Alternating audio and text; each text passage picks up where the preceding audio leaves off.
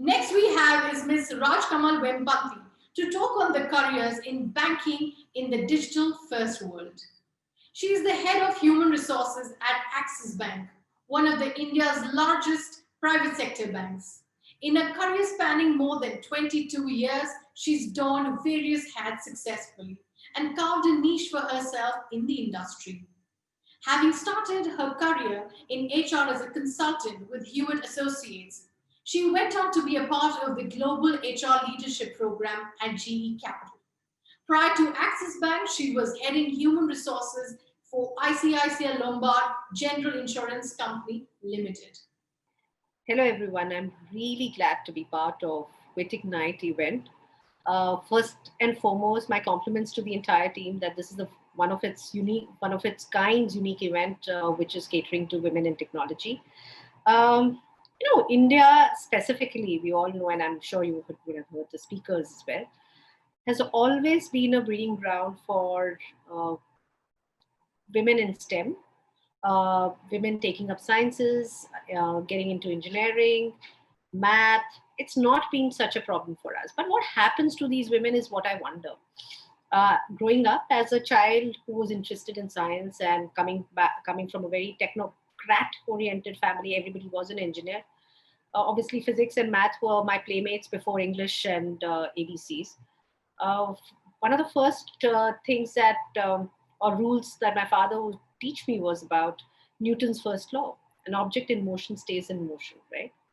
But does seem to apply to women in their careers as well. And I didn't recognize that as a challenge ever. Growing up in my family, I came from a South Indian household. My father was in a transferable job. I have another sister.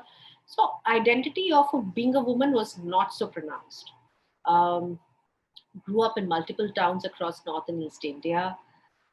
When I look back at that childhood, I don't think identity as a child is wasn't at least part of my lexicon, and I'm sure for many of you, it's not part of your lexicon growing up because you're not really aware of the choices.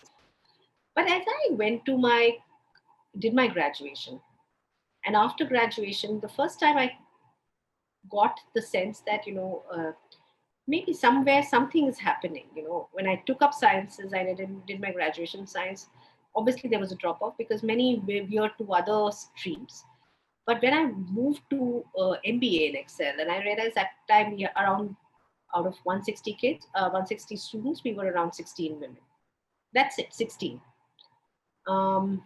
Yeah, we had a tiny hostel to ourselves, very, very cohesive. But that's the first time I realized, okay, uh, maybe, just maybe, there is some dropout that's happening. Uh, Joined a career, and even at that time, when I joined as a consultant, perhaps it didn't strike me. And because, growing up, you never had the boundaries. My mother would make me do household chores in Delhi, would send me away on cycle without any fear. And that fear wasn't ingrained, that, you're a girl, you can't do this. There was no boundaries, and I think one of the things, at least in my family, I never realized is my father never said, "You're my beta," because that's another way of doing the microaggression of saying, okay, uh, are things really different for you? We were treated as girls who could do anything. But the first time as a consultant, when I went to one of the factories on an assignment, and that time I realized that people were asking me, can you really do it? Do you really want to go? Because it's a factory, not too many women go out there. I think these are the conversations that kind of put you back. Uh, at the time, I was seeing someone, and the first time the negotiation happened was in my case that, where would you move? I can't come down to the place of work I was, which is Delhi, and he was in Bombay, and he said, you know, obviously the opportunities weren't there. So I kind of just took a forward contract saying that, this time I will move with you. But next time, the option to call out would be mine. I think the recognition that we are forced to make choices also didn't dawn on me. It was very natural, maybe getting married and everything else is natural. And after marriage also we did a long distance thing. He was actually most of the time you in US, and I was here enjoying my career. even at that time, it didn't strike me. When only thing it struck me was because I felt at that time long distance thing is not working. I kind of moved along with him, saying bye bye to the career that I had. After being in the US and having my daughter, doing whatever I could, at that time I realized maybe this is time for me to go back. And I'm very, very thankful to the institution I was working with, because people around me used to say, you talent, come back. That was the first time I exercised the option, and I'm very, maybe I could negotiate, and I don't think that many women in my position are able to negotiate the same way. I was able to negotiate coming back with a young daughter, um, not only with a young daughter, but with a husband who was completely absent because he was trying to wind up. He followed me after a year. So along with that, I'm also thankful to my family who supported me in this, because I think the hardest time, if I look back at in my career, was those years, trying to re-enter the workplace after having locked off. And when I re-entered the workplace, and I realized, personally, it was extremely difficult for me. Professionally as well, because I was re-entering the workplace, things had changed. Didn't have the support system, and if I looked around, nobody was really. I couldn't resonate my challenges, or nobody was there around me who I could discuss the challenges with. And perhaps at that time, after close to 8-9 years of working, it was the first time I realized and recognized that, yeah, it could be an issue. And going back to Newton's law, and at every stage, and I would see what happened to then. At that time, I would look at my friends from school, college, and even MBA school. How many of them were working, and they were dropouts at various stages. And that's the point. That's the time I realized that object in motion doesn't really stay in motion, especially for women. We don't tend to stay in the career that we were assigned for, because there would be some external forces, and external forces are in the way of choices that we make, aspirations that we set up, and other things. And I'll talk to you a little bit about that as well. But thankfully, I was in financial services. And, the topic for today is also careers in banking, especially in a digital age. The reason I'm kind of talking about my personal journey is also to kind of give a sense of, things can be, first and foremost, choices can be negotiated, and it comes from within. At every stage of my career, yes, with a partner, with a family, etc., I was able to do that. But for that to happen, I had to recognize what I want, and the identity and my aspiration was absolutely critical. What do I get joy in? What do I want to do? And I see amongst my friends, especially since that time, which is close to now 14 years ago, I've been on this journey. I've chaired many women committees. Diversity is an area that I've been passionate about. I think fundamentally, identity comes from brand you, understanding yourself. Unfortunately, in India, even though, I kind of thrive and, talk about the fact that I come from a certain, background where I, I really didn't feel the constraint of a gender. I still think there was constraint of my ambition. At various points in time, I really wanted to quit for whatever reason, because in my mind, I've worked very hard. Um, and I've proved myself. I've become a professional, but nowhere could I really figure out the sense of joy, and that's the challenge I think most of us contend with. The reason I come back and talk about identity, and I think for me identity is a foremost singular part of the conversation on gender, is has been kind of reiterated with my work that I did and I do with younger women, because I think in India most of us quit not because of life stage event. Most of us would quit like me in anticipation of life stage event. One is, husband going abroad. That could be a reason. The other time that I wanted to quit was when I was getting married, but not because I was married already. I thought in my head I had done enough. That was perhaps 2 years into working life. And that is a unique thing in India. I've heard a lot of women talk about, my parents are asking me to get married. Okay, I'll go ahead. And I would ask, where is the spouse? They said, oh, we're just still in the process of searching. It's happened in my family, amongst many cousins. I've had many cousins who kind of dropped off the race and trying to anticipate the life stage you're in. Or if you are married and for many years, if you've not had a kid, you would also quit despite that. And at every stage, when you look at it, I think especially the phenomena which is different is, and we have the lowest participation rate, and I'm sure everybody's talked about it. What I wonder is, especially professionals, engineers, or people who've trained technically, how do they give up and why do they give up? The answer is the same. It's no different. The answer is their inability to make choices at the time and being constrained by external pressures. One is the constraint of the physical workspace and the constraint of family support. There could be multiple constraints.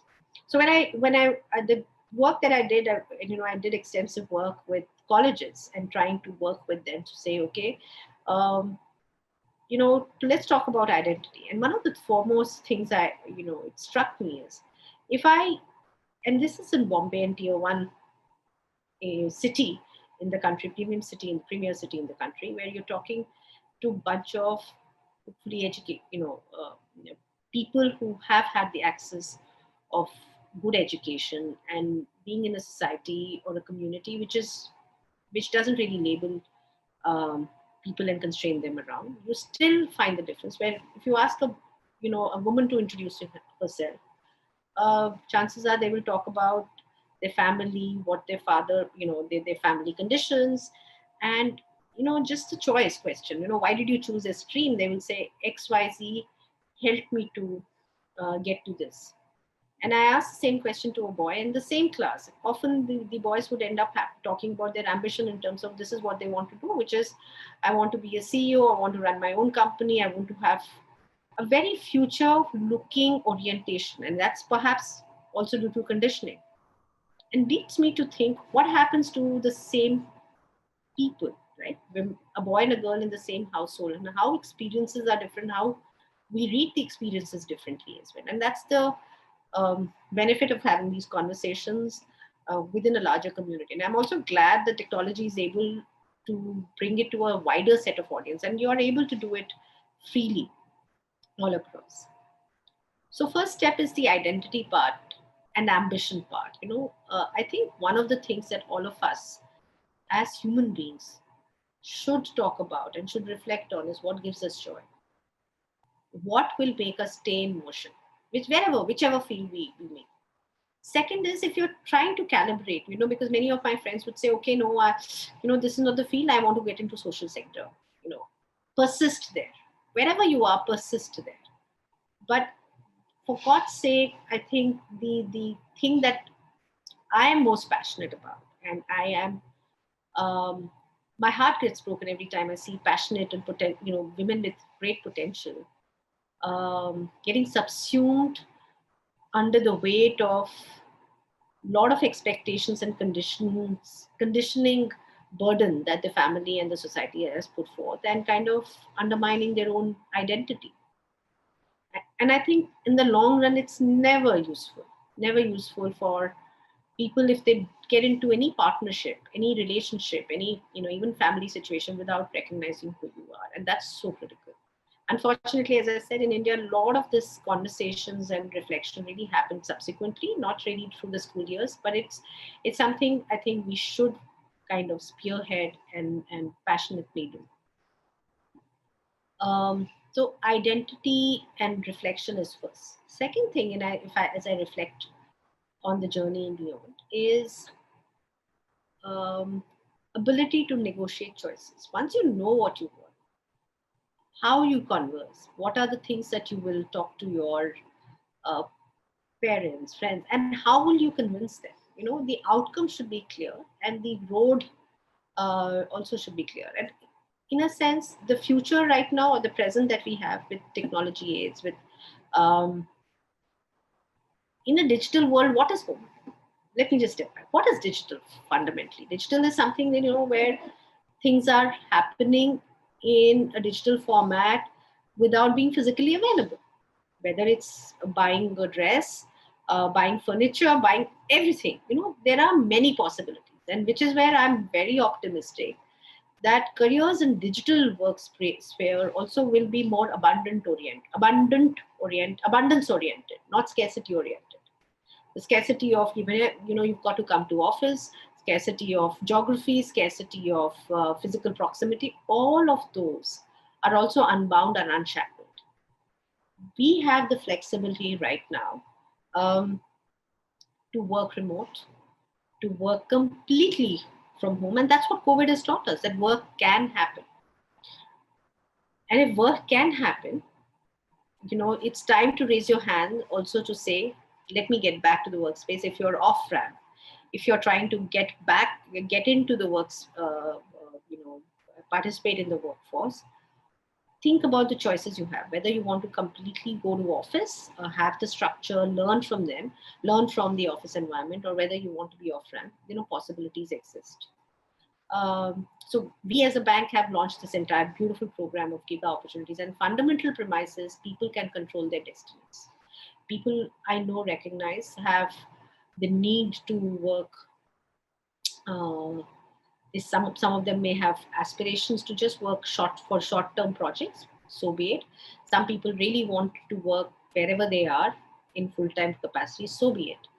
The access to talent pools and hitherto unexplored talent is kind of the bar is removed, the barrier is removed. We've had people, and I'm so happy and heartened to talk about that, close to 60,000 people applied. Completely underwhelmed, overwhelmed, not underwhelmed with our own aspiration, but overwhelmed with the response. Because we never anticipated this kind of a response. Foremost, I think it's because of the fact that when I look at the CVs, many people have moved to non-metro locations, maybe because of their husband's business or career or whatever. They are available. Some people have taken break, maybe pursued entrepreneurial journeys, and decided now it's time to come back. This gives us flexibility to that. And there are many women also empty nesters who applied after having gone through various life stage events and are saying, hey, I'm available. The possibilities exist, and big possibilities exist. So as you're thinking about negotiating choices, again, fundamentally starts from what I believe in. Second is the ability to create those choices, especially in the context that exists. Third aspect is, which I want to just dwell on a little bit, is, and I firm, for flexibility, an increased flexibility should have an expiry date. When I say increased flexibility, I'll work only 1 hour, 2 hours, especially if you're, really ambitious. Don't have boundaries to your ambition. Some of the things has to have an expiry date in your mind. You've got to be able to create those choices also within your personal sphere. But, one of the experiments that everybody, I talk about is, especially if people have gone on maternity break, typically when they come back, and this is the non-giga world, we call our program giga opportunities. In the non-giga world, earlier when you would come back, a lot of women would seek part-time, would take extended breaks, sabbatical, etc., etc. And you would see them dropping off after 18 months. And I think this was a pattern that was getting repeated and repeated. We changed the flip, we changed the switch. Because I looked at my career and I said, okay, when I came back, what prompted me to stay in my career? And I think it was just the fact that the organization gave me a chance in a big job. It was not like it was a mainstream large job. And when I look and I reflect on it, the large job did two things. One is I struggled to cope with it, and I got all my energy to stay in the job, stay the course, again, stay in motion. And I reflect on it. If it was any other job, a lot, like a project oriented, not a mainstream job, I don't think I would have stayed the course. I myself am admitting. And when we did the experiment in the workplace as well, whenever women have come back, and I've seen it, whenever women have come back to big jobs, big mainstream jobs, the dropout rates are lower. And it's completely counterintuitive, but that's the reality. Give them big jobs, and that's the aha moment. You can't give them mummy track role or some other roles where they only have, small projects to look at. So even in giga opportunities, when we looked at this, we said this is not, and that's why we called it giga. We said this is not like a side job that we are doing, or this is not a side way to get you participation. It is big jobs, big possibilities. This is how work will happen. And hence, I'm really optimistic now with so many work formats. The stigma of working from home has been removed. Capitalize and leverage that if you're not able to come and commit to getting out of the confines of your home. But commit to working on yourself and figuring out those jobs. But the point that I'm saying is some of the constraints that you put has to have an expiry date. Don't constrain yourself with looking at, okay, no, let me just do small jobs. Let me just take smaller projects. Let me take smaller capsules, microbyte of work. Microbytes of work won't work in the long run. It's not sustainable. That's the third part. Fourth is how do you raise your hand in any situation, work situation or personal situation. And when you raise your hand, are you able to clearly stand up for what you believe in, what you want and what you aspire for? And most often, I think, during the performance discussions, and I think a lot of the fall-offs and drop-offs happen around that time and post that time. And interestingly, whenever we've done the study and we realize, women look at ratings as an affirmation. So I've looked at the gender differences between on ratings for male and female. Pretty much there is none in most organizations, like especially banking. One of the things beauty about banking is very objective. The matrices can be are fairly outcome driven. So you really can't you won't be able to game that. If you're putting in effort, the outcomes are visible. But where the challenge comes in, even in banking, is the choice at the first step of getting into, getting your promotion, getting into a big managerial role. That time, I've seen women step back saying that I don't want to take the role. It's okay. Let me be an individual contributor for some time. I don't want to take the extra burden. Don't. You're not only doing this service, and I'm saying 2 promotions or 2 times, 3 times that you kind of dock yourself saying that I'm not willing to take the promotion or take the big job, you are twice as much likely to drop off at some point in time in the next 2 years. Twice as much. And this is backed by data, which is where my request, and I would urge people to consider the conversation clearly. Take the big jobs. And when you raise your hand, persist with your hand and persist and put your energy behind it. Absolutely critical in terms of staying the course also. Another point fifth point I would like to highlight. I talked about identity. I talked about negotiating choices. I talked about, taking the big jobs and flexibility, having an expiry date, in whatever way, take mainstream role. And the fourth point is raise your hand. When you raise your hand, go for the big jobs internally as well. The fifth point I wanted to talk about was learning. One of the things that in the new age is skilling and being skilled. I think the world is moving to a place where the currency of being a skilled professional is being ascribed to any brand, you, if you're a woman, if you're a man, anybody. The skill brand is being a skilled professional is far more important. And especially if you're a skilled professional, are the skills getting obsolete, or have you remained relevant to the skills? 2 years ago or 3 years ago, we signed up with Coursera. We were one of the first few ones to sign up. And I saw an interesting pattern at that time. I was seeing, and we used to also have one certification program internally, right? I would see no difference in certification, especially when it was to be done. Certification was not related to Coursera, but it was just a test that you had to give, knowledge test, and then you really had to remain relevant with your role. And I would see women actually surpassing the test vis-a-vis men. So I thought it was great news. So maybe because you're putting in effort and there was the commitment there. Then around that time, we launched Coursera. And Coursera, a MOOCs or some other platform where it was very open to learning on new skills. And we had picked out some 3-4 skills that people could pick up. Across the board, again, an interesting difference emerged. 20% less take-up rate was amongst women. And when you drop them and then they said, listen, I barely have time to do my work. I don't have time to learn. And I thought it is interesting. And I asked the women who were able to learn as well as perform better. So they said, I managed to take my me time. And I understand learning is critical. And you know what? 3 years later, if I look at the women who took up that learning, who've taken the efforts to learn and remain relevant, are definitely much better placed. So take time out to learn. Very, very, very critical. And the last part I will just talk about is the fact that, and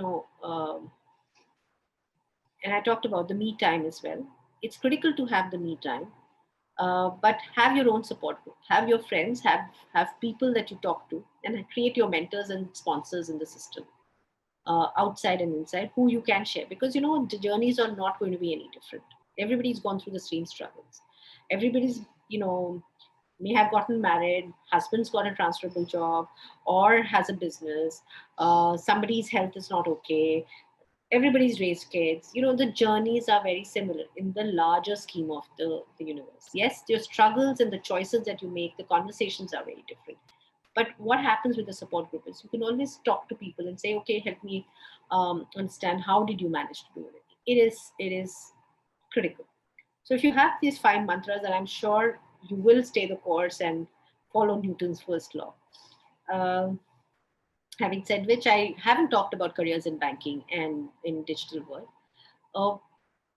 Frankly speaking, the WIT conference and Ignite is really to ignite passion into the newer skills that are required. We all know a lot of technology oriented roles, digital roles will emerge, and banking is at the right place, absolutely at the cusp of having data, access to data, having propelled the digital journey much earlier, and is at the fulcrum of also spearheading the economic growth of any country. Banks and financial services have been at the forefront, no doubt about it. Customer behavior is changing. Hence, more and more people will adapt to digital and technology, and many more will need actually the new skills that everybody talks about. Okay, what are the new skills? And we'll always talk about digital, UI, UX, technology, project management. And I think nobody talks about project management role in the elevated form, but it is true. We need a lot more technology oriented roles. We need a lot more coders. We need a lot more digital role holders who need to come and get into the workspace. So the possibilities exist. I think the only constraint I would say is all of us. If you're a technology professional seeking to make a career in banking or any other place, raise your hand. If you are a technology professional having dropped off the ramp, raise your hand, come back. But because many possibilities exist, whether in the traditional format or the new formats, and banks like Axis Bank are more than willing to help and support you in your journey. I think may your tribe grow, who comes back and participates in a big way. May your sisterhood grow in terms of having the support group at workplace. Reach out to me, happy to answer your queries, be connected with you in whichever way. Thank you so much for giving me the opportunity and listening to me. Thank you, Ms. Vempanti.